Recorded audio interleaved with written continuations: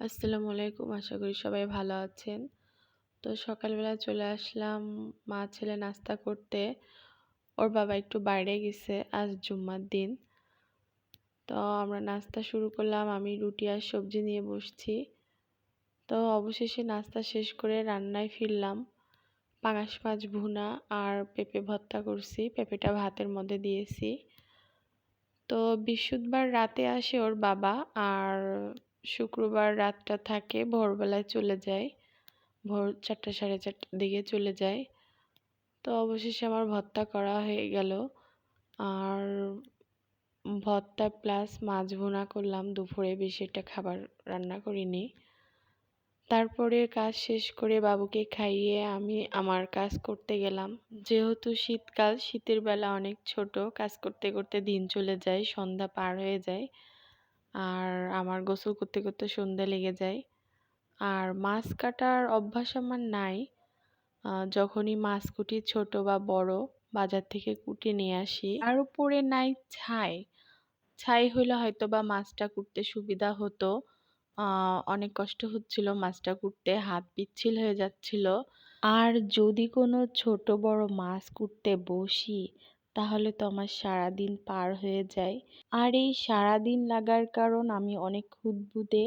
মাছের কোনো আঁশটে কোনো জায়গায় কোনো অংশে যাতে না লেগে থাকে, ঠিক সেভাবে ফিনিশিং করে তারপর আমি মাছগুলো কুটি। তো ছোট হোক বড় হোক, মাশাল্লাহ মাছ কুটতে পারি, একেবারে যে জানি না তা নয়।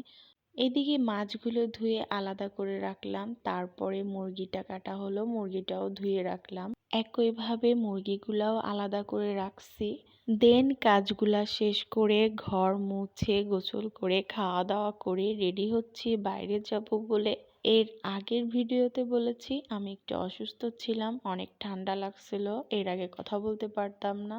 অনেক ঠান্ডা লাগছিল, তাই জন্য গলাটা বসে গেছিল, এখনো সেই বসা বসা আছে। তো এদিকে বাবু বলছে মাম্মি আমি রেডি, এবার আমরা বাইরে যাব।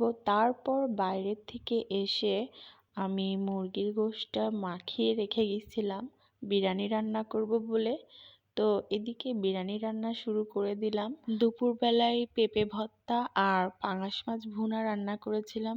তাছাড়া বিরিয়ানি খেতে আমার বাবু অনেক পছন্দ করে, ওর কারণেই মূলত রান্না। এদিকে রান্না শেষ করে দুই বাপ ছেলেকে খেতে দিলাম। ছেলের বাবা বেশি বিরিয়ানি পছন্দ করে না, কিন্তু ছেলের পাল্লায় পড়ে বিরিয়ানি খেতে হচ্ছে। তার পছন্দের খাবার চালের রুটি আর গরুর গোশ বা মুরগির গোশ। খাওয়া দাওয়া শেষ করে দুই বাপ ছেলে শুয়ে পড়ল। তার বাবা ভোরবেলায় রওনা দিবে, এজন্য তার বাবা আগে ঘুমায় গেছে। আর আমার বাবু ফোনে কার্টুন দেখতেছে। তো আমার চ্যানেলটি ভালো লাগলে সাবস্ক্রাইব করবেন, কমেন্ট করবেন, শেয়ার করবেন। আল্লাহ হাফেজ।